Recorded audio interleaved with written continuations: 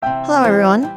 I'm Dr. Leslie Kernisan, board-certified geriatrician and founder of the website betterhealthwhileaging.net. And this is the Helping Older Parents video podcast, where I cover the best ways to support aging parents and other older loved ones so they can live better lives in their later years. I also often address common caregiving concerns and dilemmas, like what to do if you're worried about an older person's memory or safety, how to deal with Alzheimer's and other forms of dementia, and how to help your older loved one get the care they need. In today's episode, I want to address something that I'm often asked to explain, which is this. What's the difference between Alzheimer's disease, dementia, and mild cognitive impairment? This is really important for families to understand, because if your aging parent does get a medical evaluation for symptoms of memory loss or other thinking problems, you may well be told that it's one of these conditions. So, let's go through what they all are. That way, if you're told that your parent or loved one might have one of these conditions, you'll have a better understanding of what the doctors are talking about, and you'll be in a better position to help your parent get treatment and care. You'll also better understand how these conditions are related. So, in this episode, what I want to do is actually walk you through 4 key terms that I think are really useful for you to understand. And they are cognitive impairment, because this is the symptom that your parent or spouse should initially be evaluated for. Then there's mild cognitive impairment. Then there's dementia, and then there's Alzheimer's disease. If you follow along, then by the end of this video, you should understand the difference between Alzheimer's disease and dementia, and you'll also understand how mild cognitive impairment fits in. So let's get started. So first of all, what is cognitive impairment? So cognition means your brain's various thinking processes. So cognitive impairment means there's some kind of problem or difficulty with one's memory, thinking, concentration, or some other function of the conscious brain. So if a person is confused, forgetful, hallucinating, delusional, or even simply more spaced out than usual, all of that can be considered cognitive impairment.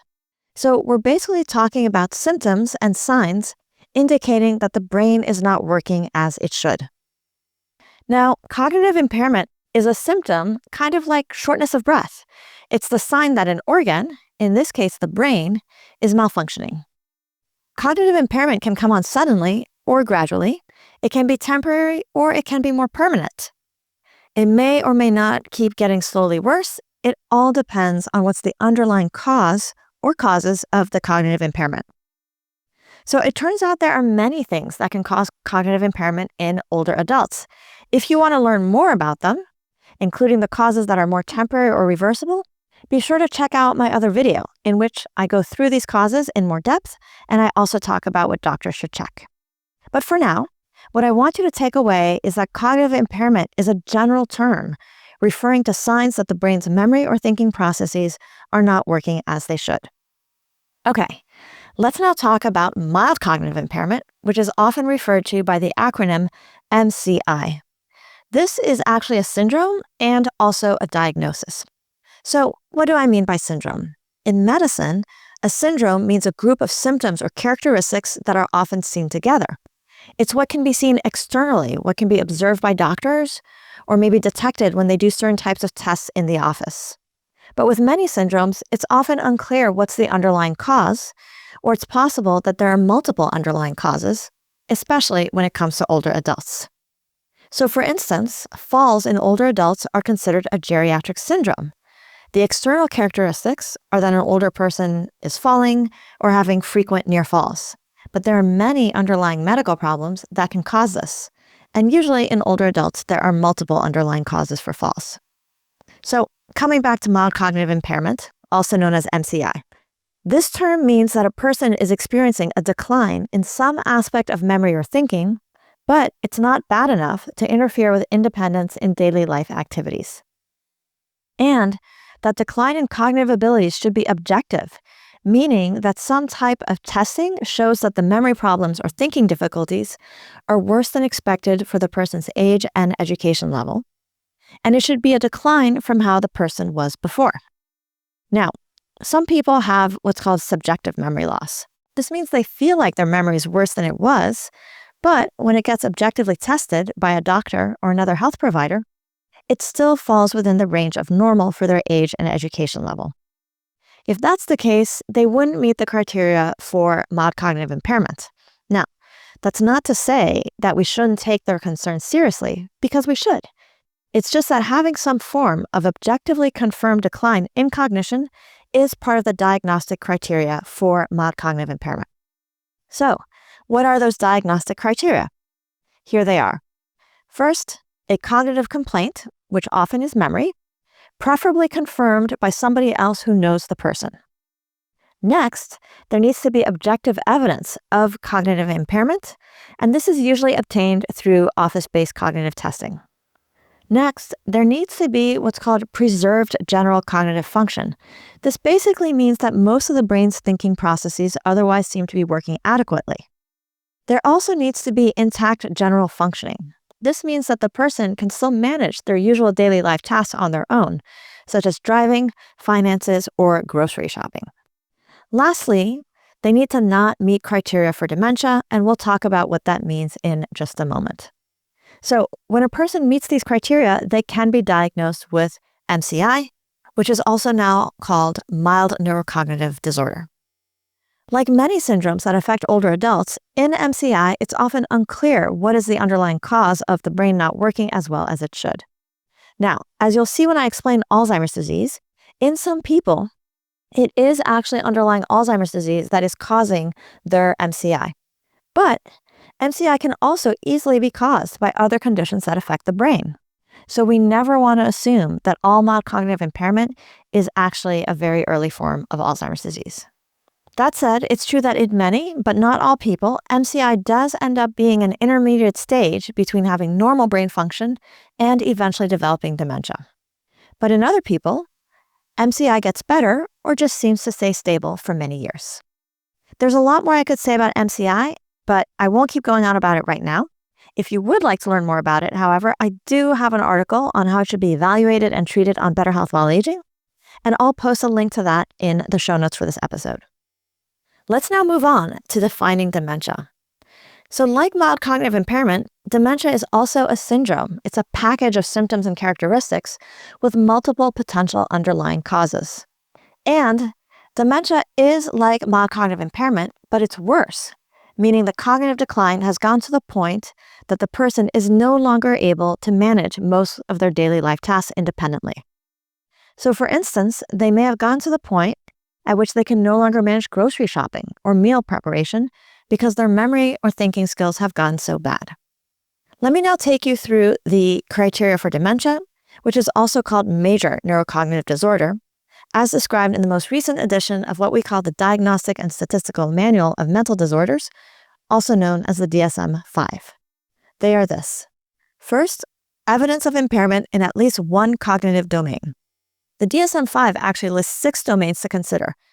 There's learning and memory, there's language, executive function, complex attention, perceptual motor function, which kind of relates to eye-hand coordination and visual spatial skills, and then there's social cognition. Next criteria, the impairment is a significant decline from previous abilities. Next, the cognitive deficits must interfere with independence in everyday activities. Next, the impairments are not only occurring during delirium. This means this is not confusion or brain dysfunction that results solely due to a medical illness, medication side effect, or other cause of delirium. Next, the impairments aren't better accounted for by another mental disorder, such as major depression, schizophrenia, or another psychiatric condition. So, what this means is that basically, to meet the criteria for dementia, a person has to be having memory or thinking problems that are persisting, that aren't due to delirium, that don't appear to be only due to depression or another psychiatric condition, and the memory and thinking problems have to be bad enough that the person can no longer be independent in all daily activities that they used to be able to manage on their own. So that's the syndrome of dementia. And in many cases, it's not entirely clear just what brain condition has damaged the brain cells and caused the cognitive problems. And that's because in usual medical care, what we call clinical care, people come to us and we see all the external symptoms, but we're not easily able to look inside the brain and see what is damaging the brain cells. Now, You may be thinking, but wait a minute. My mother had a brain scan, such as an MRI or maybe a CAT scan. Doesn't that tell you doctors the underlying cause? And the answer is actually not really. Brain scans can hint at certain underlying causes, but by themselves, they aren't usually enough to definitely rule in or rule out the most common underlying causes of dementia. And what they definitely cannot do is distinguish between mild cognitive impairment and dementia, because there, the main difference is have the cognitive changes gotten bad enough to interfere with independence in daily life activities. And to answer that, doctors need to talk to patients and families, because the scans cannot answer the question of what is happening in real life. A scan cannot tell us doctors whether a person has gotten so forgetful that they actually can't grocery shop anymore. It's one thing if they're a little forgetful and takes them longer, and it's another thing if they're now so forgetful that they can't do it.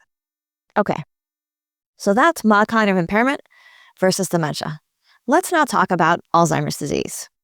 So the previous three terms, cognitive impairment, mild cognitive impairment, and dementia, refer to signs or syndromes that we doctors can observe and identify from the outside. But Alzheimer's disease is a fairly common neurodegenerative condition that is really defined by what is happening on the inside, in the brain. In Alzheimer's, for reasons that researchers are still working out, the brain starts accumulating deposits of a protein called amyloid beta. These create plaques or clumps among brain cells. Some brain cells also begin to accumulate tangles of a protein called tau. As these changes accumulate, the brain cells, which we also call neurons, get sick, don't work as well, and eventually die. And once enough neurons are malfunctioning or dead, the person starts to develop signs of cognitive impairment. Since it's often the neurons in the part of the brain responsible for memory and learning that are affected first, they're kind of on the sides of the brain here, it's common for memory difficulties to be one of the earliest signs. But those signs of memory loss or other forms of cognitive dysfunction usually don't happen until the underlying damage has been going on for years, as in for 15 years or more.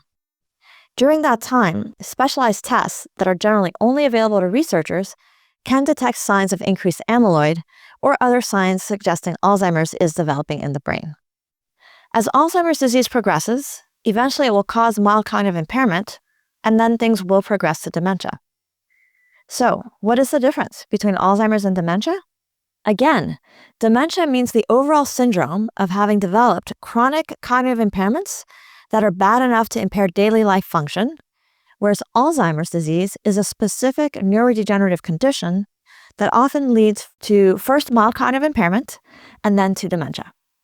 Now, there are several other conditions that can cause dementia, such as vascular disease or Lewy body disease or Parkinson's disease.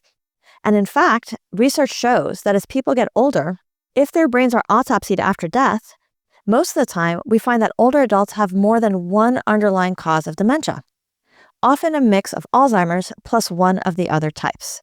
This is called mixed dementia. And if you want to learn more about different types of dementia, I have an article on better health while aging, and I will link to that too. That said, Alzheimer's disease is overall the most common underlying cause of dementia. It was also one of the earliest specific neurodegenerative brain disorders to be identified. For these reasons, the terms Alzheimer's and dementia have historically been used interchangeably. And in modern times, if we diagnose someone with dementia, unless they have certain symptoms suggesting a different underlying cause of dementia, it's generally considered acceptable to assume that it's Alzheimer's. Now, until pretty recently, people didn't get diagnosed with Alzheimer's disease until they had pretty obvious symptoms, usually at the level qualifying for dementia. Also, in my experience, people hate hearing that they have Alzheimer's, and doctors hate telling them. So diagnosis is often made quite late in the person's life, if at all.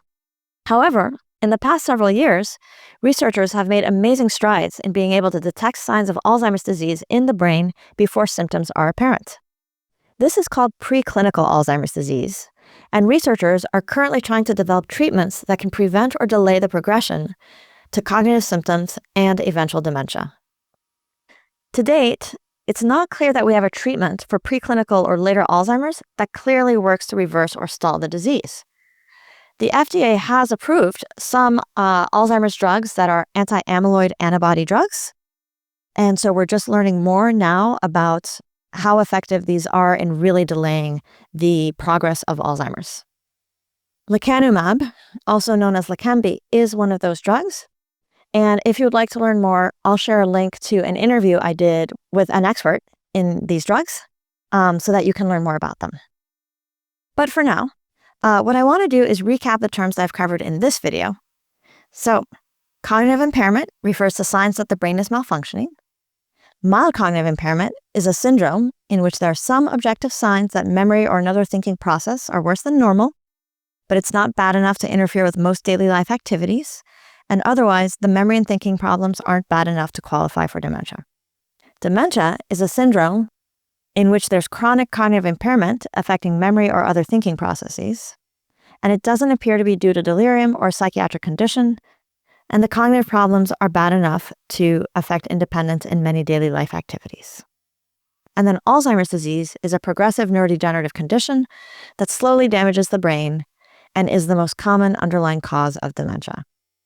So if someone were to ask me to quickly explain dementia versus Alzheimer's, I would say that dementia reflects permanent damage to the brain, and Alzheimer's disease is the most likely, but in my older patients, usually not the only, underlying cause of brain changes that have led to cognitive impairment.